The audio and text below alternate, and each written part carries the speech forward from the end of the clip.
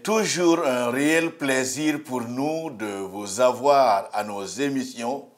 Et la thématique d'aujourd'hui va porter sur l'importance d'avoir une bonne connexion au réseau de communication de Dieu.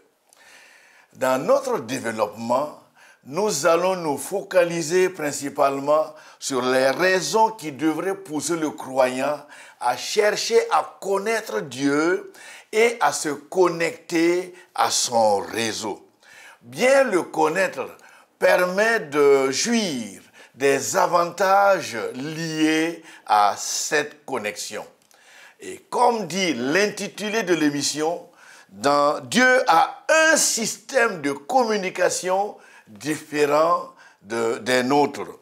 Disons simplement qu'il a son système de communication propre à lui. Mais l'élément étonnant et insolite, c'est que Dieu n'a jamais fini de nous surprendre et de nous épater par la grandeur de ses œuvres, mais aussi par ses manières de les réaliser. Cependant, c'est seulement celui qui est connecté à son réseau qui parvient à connaître sa pensée et ses projets. Et faire partie de son réseau n'est pas donné à n'importe qui. Être connecté au réseau de Dieu permet de prendre part à ses conseils. Et c'est vraiment une grâce de pouvoir faire partie du conseil de Dieu. Cela indique que tout le monde n'est pas éligible à ce conseil. Pour marcher avec Dieu ou entretenir une relation avec lui, le connaître et connaître sa pensée s'impose. L'existence du réseau dont Dieu se sert pour communiquer avec ceux et celles qui marchent avec lui est réelle et il est nécessaire et bien de le connaître et surtout de chercher à se brancher.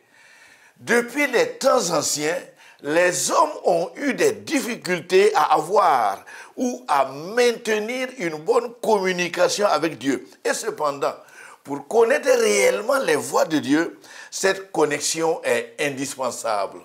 Seul celui ou celle qui est connecté connaît la pensée de Dieu. Cette personne connaît les voies de Dieu. Dieu parle tantôt d'une manière, tantôt d'une autre. Et c'est ce que dit Job dans son livre au chapitre 33, du verset 14 au verset 20, qu'il est bien pour nous de lire. Lisons. Veux-tu donc disputer avec lui parce qu'il ne rend aucun compte de ses actes? Dieu parle cependant tantôt d'une manière, tantôt d'une autre, et l'on n'y prend point garde. Il parle par des songes, par des visions nocturnes, quand les hommes sont livrés à un profond sommeil, quand ils sont endormis sur leur couche. Et l'auteur de l'Épître aux Hébreux renchérit à l'introduction de son premier chapitre et dit ceci, lisons. Après avoir autrefois, à plusieurs reprises et de plusieurs manières, parlé à nos pères par les prophètes, Dieu, dans ces derniers temps, nous a parlé par le Fils, qu'il a établi héritier de toutes choses, par lequel il a aussi créé le monde et qui, étant le reflet de sa gloire et l'empreinte de sa personne. Prenons connaissance des moyens de communication de Dieu en étudiant la vie et le ministère de quelques hommes de Dieu. À cet effet, voyons comment Dieu communiquait sa pensée et sa volonté lors du sursaut spirituel qui a eu lieu au temps du prophète Samuel. Rappelons que c'était grâce à ce réveil que le peuple de Dieu a pu sortir de longues années d'humiliation et d'échecs pour enfin renouer avec les victoires. Pour sortir le peuple de son sommeil spirituel, Dieu a balayé d'une main le système de gouvernance et le système religieux de l'époque. Et l'élément surprenant ici, c'est le fait d'avoir abandonné aussi le cadre des Lévites, ceux qu'il avait mandatés au temps de Moïse et leur avait permis de graviter autour de sa présence au tabernacle. Dieu a choisi donc de quitter ces cadres officiels pour se choisir quelqu'un dans la tribu d'Éphraïm. Servir au tabernacle était une responsabilité dévolue exclusivement aux sacrificateurs et aux Lévites. Mais pour apporter le réveil au sein de son peuple, il a dû écarter les systèmes qui s'étaient imposés, puisque, bien sûr, il ne répondait plus à ses besoins. C'est ce qui explique son choix d'aller dans la tribu, une tribu autre que les Lévites, pour se choisir un nazir, une personne qui était consacrée à Dieu. Retenons bien ici que ni le grade, ni la popularité des dirigeants de l'époque n'avaient impressionné Dieu. En d'autres termes, rien en l'homme n'impressionne Dieu. Dieu aime communiquer avec ceux et celles qui marchent avec lui.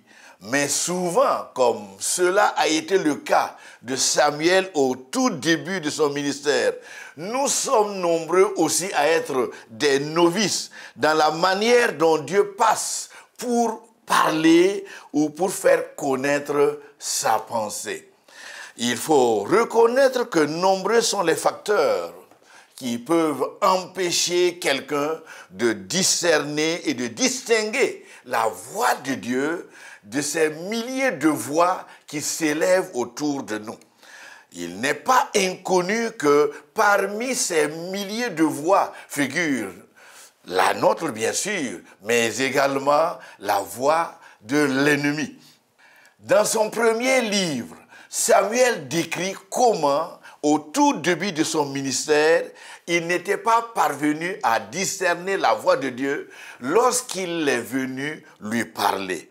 Il dit au chapitre 3, du verset 2 au verset 11, et dans notre lecture, nous allons considérer seulement que quelques versets. Lisons donc les versets 1, 5, 7 et 8 qui vont nous intéresser. Lisons. Le jeune Samuel était au service de l'Éternel devant Élie. La parole de l'Éternel était rare en ce temps-là. Les visions n'étaient pas fréquentes. Au verset 5, il dit encore ceci. Alors l'Éternel appela Samuel et il répondit, « Me voici. » Il courut vers Élie et dit, « Me voici, car tu m'as appelé. » Et Élie répondit, « Je n'ai point appelé. Retourne te coucher. » Et bien sûr, il alla et retourna se coucher. Et l'Éternel appela de nouveau Samuel pour la deuxième fois, et son maître n'a fait que de le renvoyer parce que, il ne comprenait pas très bien. Et le verset 8, que Samuel ne connaissait pas encore l'Éternel et la parole de l'Éternel ne lui avait pas encore été révélée. Puis au verset 9, Dieu l'appela de nouveau. Et pour la troisième fois, et c'est là que son patron Élie a compris que c'était l'Éternel qui appelait l'enfant, et il lui a donc dit ceci, « Va, couche-toi, et si l'on t'appelle à nouveau, tu diras, parle Éternel, car ton serviteur écoute. » Alors Samuel alla se coucher à sa place. C'est enfin au verset 11 que l'auteur dit que Dieu vint et se présenta à nouveau et il appela comme les autres fois, « Samuel, Samuel. » Et Samuel répondit, « Parle, car ton serviteur écoute. Relevons que depuis cette connexion avec Dieu, Samuel a été un canal que Dieu s'est servi pour communiquer sa pensée. Et cela a permis d'apporter beaucoup de solutions aux problèmes que connaissait ce peuple. Et grâce à sa relation avec Dieu et ses efforts de ramener le peuple à Dieu, les humiliations qui meublaient le quotidien de ce peuple ont fait place aux victoires. Grâce à la connexion d'une seule personne, le peuple a compris qu'un retour à Dieu était nécessaire. Il avait abandonné Dieu, bien sûr ce peuple avait abandonné Dieu au profit des idoles. Et Samuel a donc travaillé à ramener le peuple à l'obéissance à Dieu. Et grâce à ce sursaut, bien sûr ce sursaut spirituel, le peuple est sorti des longues années d'humiliation, les longues années d'échecs pour renouer à nouveau avec les victoires. L'expérience de méconnaissance de Samuel, qui ne savait pas que Dieu communique avec ceux qui marchent avec lui, n'est pas insolite. Nous sommes nombreux, nous aussi, à méconnaître parfois la voix de Dieu. Dieu parle encore de nos jours, mais peu sont ceux et celles qui le savent, parce que nous ne discernons pas, et surtout, nous discernons, mais difficilement aujourd'hui. Et cependant, Dieu parle, et seuls les croyants qui ont cherché à le connaître et à marcher de manière paisible avec lui sont ceux avec qui il aime communiquer. Le fait de communiquer régulièrement avec Dieu, l'accoutumance s'est invitée et ce prophète, bien sûr, est parvenu à mettre en pratique la volonté de Dieu. Comme la connexion de Samuel avec Dieu nous a servi de leçon, relevons aussi qu'à la venue du Seigneur Jésus parmi les hommes, seuls ceux qui étaient branchés au réseau de Dieu avaient l'information. Effectivement, à la venue du Sauveur Jésus parmi les hommes, Dieu avait aussi écarté tout le système politique et religieux de l'époque pour n'impliquer que ceux qui étaient connectés à son réseau. Effectivement, les bergers étaient totalement hors du décor politique et religieux. Cependant, ce sont à eux que Dieu a choisi de donner l'information. Les auteurs des évangiles n'ont pas été avares en mots. Et heureusement qu'ils ont laissé couler beaucoup d'encre pour nous permettre d'avoir l'information. Donc l'abondance des informations nous permet de bien nous situer. Celui qui a l'esprit simple dirait que Dieu s'était trompé d'adresse. Et pourtant, c'est seulement à ceux et celles qui étaient connectés à son réseau qu'il a choisi d'impliquer. Passons brièvement en revue les noms de ceux que Dieu a choisi de donner l'information sur la naissance de son fils Jésus. Ce n'est pas étonnant que le nom de Simeon vienne en tête de liste, puisqu'il a été averti par le Saint-Esprit qu'il ne mourrait point sans avoir vu le Christ. Les caractéristiques qui habitaient en Simeon laissent voir un homme réellement branché au réseau de communication de Dieu. Et le texte de Luc chapitre 2 dit que Dieu lui parlait. Lisons au verset 26 et 27 pour nous rendre à l'évidence. Le verset 26 dit effectivement qu'il avait été divinement averti par le Saint-Esprit qu'il allait voir le Christ, le Seigneur, avant sa mort. Puis le verset 27 dit qu'il vint au temple poussé par le Saint-Esprit au bon moment, vraiment au moment voulu. Nous voyons dans le récit que les parents de Jésus l'amenaient au temple. Et nous voyons également la communication qui a eu lieu pour permettre à Siméon d'effectuer le déplacement au bon moment. C'est pourquoi nous disons souvent qu'avec Dieu, il n'y a pas de hasard. Passons aussi au cas de Anne, la prophétesse, pour encore tirer quelques leçons. Le Saint-Esprit n'a pas donné beaucoup de détails sur cette dame de foi, mais le peu d'informations disponibles permet de dire que sa venue au bon endroit et au bon moment lors de la présentation du Seigneur Jésus au temple, cela n'a pas été le produit du hasard. Il faut donc être branché au réseau du Saint-Esprit pour que les événements qui s'accomplissent soient avec concordance.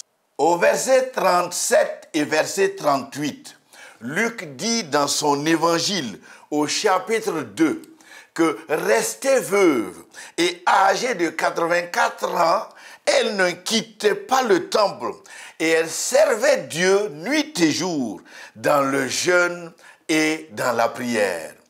Et au verset 38, il est dit ceci: étant survenue elle aussi à cette même heure, elle louait Dieu et elle parlait de Jésus à tous ceux qui attendaient la délivrance de Jérusalem.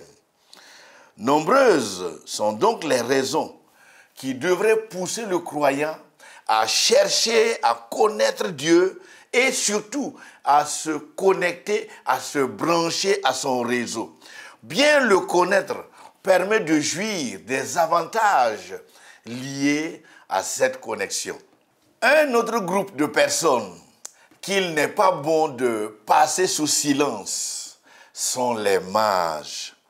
Il ne peut peut-être pas entrer dans la catégorie de ceux avec qui Dieu aime communiquer, mais relevons tout de même que c'est grâce à leur perspicacité doublée de discernement qu'ils ont eu l'information sur la venue du Sauveur Jésus. Ces mages étaient parvenus à distinguer une étoile particulière parmi les milliers d'étoiles qui brillent et surtout, ils sont parvenus à décrypter le message que véhiculait cette étoile. Quelle prouesse! Dans le cas de ces mages, il s'agit d'une étoile parmi les milliers d'étoiles, mais dans notre contexte aujourd'hui, sommes-nous en mesure de discerner parmi ces décibels de bruit qui nous distraient partout? Sommes-nous capables de faire la différence et de connaître la voix de Dieu de ces bruits qui s'adressent à nous? Nous pensons qu'il faut encore aujourd'hui des sages comme ces mages pour discerner la voix de Dieu parmi ces milliers de voix qui s'élèvent chaque jour. Et c'est souvent ce qui nous distrait. À vous qui nous suivez à cette émission, retenez que nombreuses sont les raisons qui doivent nous pousser, nous croyants aujourd'hui, à chercher à connaître Dieu et à se brancher à son réseau. Et comme je l'ai dit tout à l'heure et je le répète, bien le connaître permet de jouir les avantages liés à cette connexion. Les événements qui ont eu lieu bien avant la naissance de Jésus et les communications de Dieu avec ceux qui marchent avec lui peuvent renchérir davantage notre thématique. Joseph, par exemple, l'époux de Marie qui a été un modèle de croyant qui n'aime pas discuter avec Dieu. Il n'est pas caché de personne, que cela demande bien sûr une bonne dose de connaissance de Dieu pour non seulement ne pas discuter avec Dieu, mais également accepter, mettre de côté ses propres projets et ses raisonnements pour simplement obéir facilement à Dieu. Et Joseph donc est à féliciter. Et en ce qui concerne la manière de Dieu de communiquer avec Joseph par les songes et les rêves, Matthieu est le seul parmi les auteurs des évangiles à écrire sur le choix de Dieu de communiquer de cette manière avec Joseph, avec les mages et avec la femme de Pilate. Jusqu'à au moins 6 fois dans cet évangile, Dieu a choisi de communiquer sa pensée par des rêves. Que ce soit de manière audible ou par un rêve, l'important est d'éviter l'erreur commise par Samuel le prophète au tout début de son ministère. Joseph avait fait le choix de rompre secrètement avec Marie et Dieu connaissant toutes choses. Et comme il lit aussi les cœurs, le verset 20 du chapitre 1 donne l'éclairage nécessaire. Lisons. Comme il y pensait, voici un ange du Seigneur lui apparut en songe et dit, Joseph, fils de David, ne crains pas de prendre Marie avec toi, ta femme, car l'enfant qu'elle a conçu vient du Saint-Esprit. Et le verset au chapitre 2, le verset 13, que nous allons lire bientôt, c'est comme si Dieu était en position de faiblesse. Pourquoi ne pas étouffer Hérode et choisir l'exil de son fils? Cependant, Dieu a délibérément choisi de jouer aux faibles en envoyant son fils en Égypte. Et c'est encore dans un rêve que Dieu choisit de dire à Joseph, et nous lisons. Lorsqu'ils furent partis, voici un ange du Seigneur apparut en songe à Joseph et dit, lève-toi, prends le petit enfant et sa mère, fuis en Égypte et reste-y jusqu'à ce que je te parle, car Hérode cherchera le petit enfant pour le faire périr. Et dans ce texte que nous venons de lire, nous voyons Dieu se manifester en position de faiblesse. Et plus loin encore, toujours au chapitre 2 et le verset 20, un ange apparut encore à Joseph qui était en Égypte et l'enjoint de rentrer avec l'enfant Jésus. Et enfin, au verset 23, toujours dans le chapitre 2 de ce livre, que Dieu enjoint Joseph en songe de ne pas habiter Bethléem, mais d'aller avec l'enfant en Galilée. Pour dire à quelqu'un qu'encore aujourd'hui, Dieu parle. Il nous adresse la parole presque tous les jours. Mais comme l'a dit Job, Dieu parle tantôt d'une manière, tantôt d'une autre. Et nous insistons encore que nombreuses sont les raisons qui devraient pousser le croyant à chercher à connaître Dieu et à se brancher à son réseau. Bien le connaître permet de jouir des avantages liés à cette connexion. Mais ne passons pas sous silence le danger qui peut planer sur tous ceux qui sont en dehors de cette connexion. Cela peut arriver si nous comprenons mal l'importance de la connexion au réseau de Dieu. Il est facile de se connecter aux informations internationales et être au parfum de tout ce qui se passe aujourd'hui dans le monde et dans la vie. Il est possible aussi d'être branché au système parce que nous sommes forts lorsque nous sommes dans le système. Mais on peut être dans ces connexions modernes sans malheureusement être capable de se brancher, de capter le réseau de Dieu.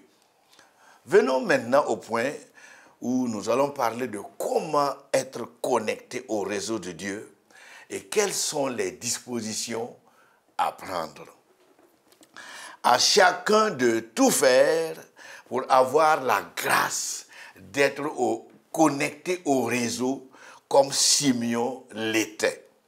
Dieu a décidé d'utiliser les gens et ces gens-là, très souvent, sont des gens ordinaires qui aujourd'hui vont nous étonner.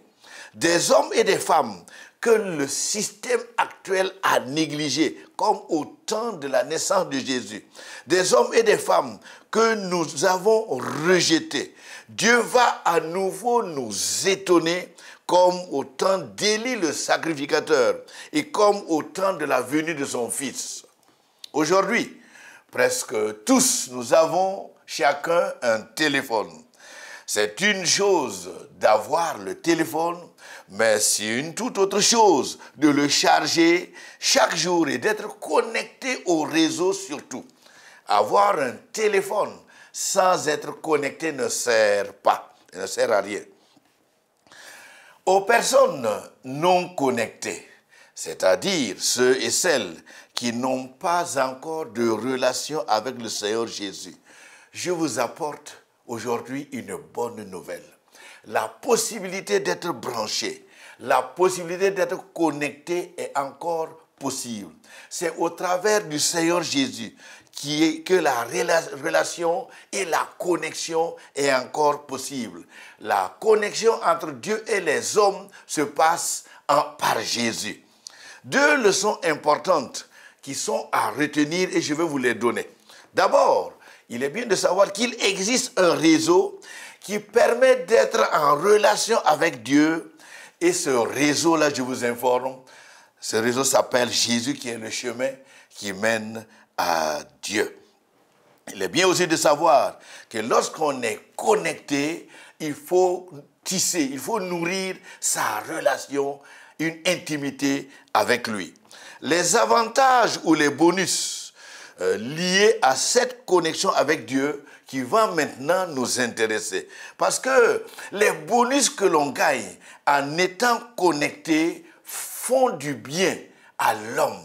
La présence de Dieu fait quoi? La présence de Dieu dans la vie d'une personne sécurise et permet toujours d'être tiré d'affaire.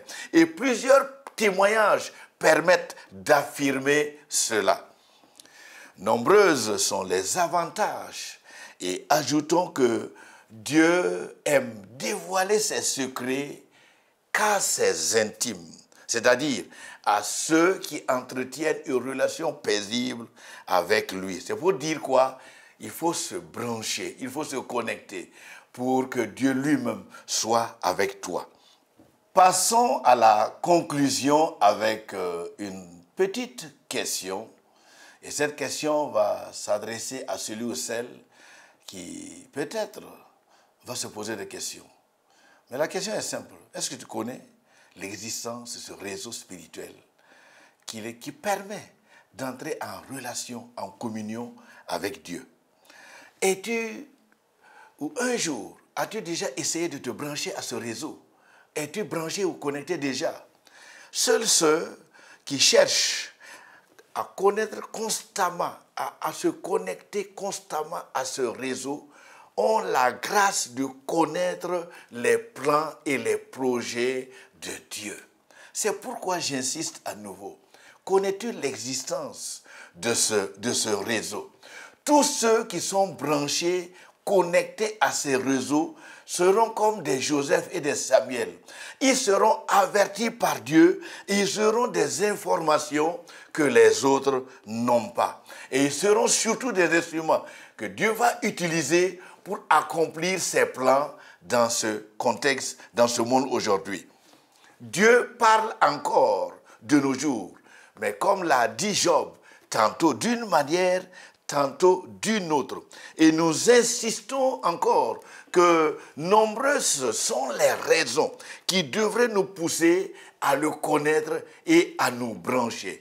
Donc je veux vous encourager tous à chercher à connaître ce réseau. Celui qui n'est pas encore en Jésus, qu'il vienne à Jésus.